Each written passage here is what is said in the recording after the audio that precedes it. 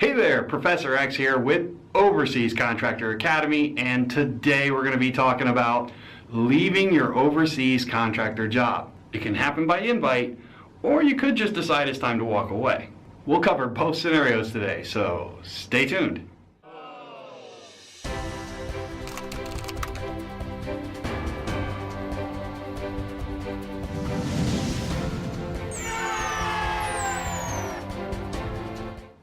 Okay, as it says in the book of Revelations, all good things must come to an end. Wait. No, that's right. This is the end of the line. It's time to close the good book of your life on this chapter and move on to the next. This has happened either because you've been cordially invited to pursue other avenues of gainful employment, or because you've decided to graciously and respectfully walk away. Fuck you, fuck you, fuck you. You're cool. And fuck you, I'm out. Let's start with the first scenario. Your job leaves you instead of you leaving the job. This can happen for a few reasons. The first is because you're obviously not performing well enough on the job. Work harder next time, candy ass. But you could also be downsized, as the government's plans and needs often change. This can literally happen on any given day, so you should always be prepared for it. This is serious. I cannot emphasize the importance of this enough. Save your money. Tomorrow's paycheck is not guaranteed, so handle your money accordingly. Now, the other scenario is obvious.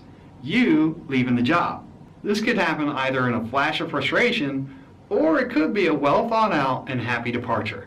I've seen both happen. Obviously, it's better if you give notice, but I've been around long enough to know that sometimes you've just got to leave right there and then. When that happens, your company is legally obligated to get you moving on your way home right there and then. If not, then they're guilty of holding you against your will in a foreign country, which is an obvious violation of human trafficking laws. That is the last thing that they want to be accused of when they're doing business with the U.S. government. So remember, you can always quit. And when you do, the company will always ensure that you get home quickly. That said, it is not unheard of for them to dock your final pay for the cost of sending you home if you didn't do at least a year with them. I've often heard rumors of companies also charging you for the cost it took them to mobilize you and get you to the job, but I've never actually seen it done. I think it's more of an urban myth though, kind of like alligators in the sewer or friendly aliens that don't want to give you an anal probe. Not real. The genuine point I want to make though is this: whether you were let go or you walked away, it is not the end of the world. You can still get other jobs overseas quite easily. In fact, if you did it once, it proves you can do it. So all you got to do is repeat the process. I've personally worked for no less than 5 different companies overseas. I've been let go once or twice and walked away at other times. Sometimes given notice, sometimes not. It has never hurt my chances of getting my next job. Just explain why you're not working there anymore, maybe put a positive spin on it, and most future employers will accept it and still give you a job.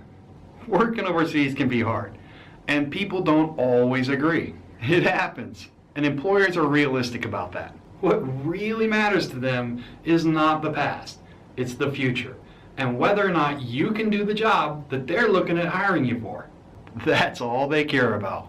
So don't take it too hard when an overseas contractor job ends. Just think of it as an opportunity to go to a new place, work with new people, learn new things, and diversify your experience. You landed one 6-figure job in the sand, and that means that you can land another.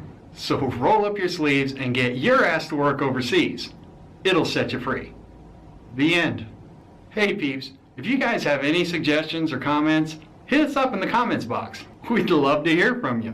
And if you want the magical ability to set things on fire with your mind, just hit the subscribe button. Your new abilities should start to manifest themselves over the next month. If not, just wait longer. Get to the chopper! Now!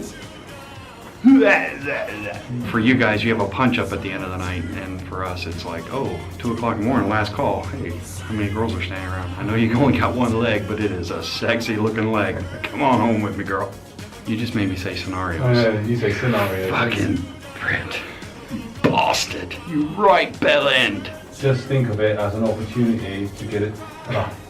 Just think of it as an opportunity. Just think of it as an opportunity to go.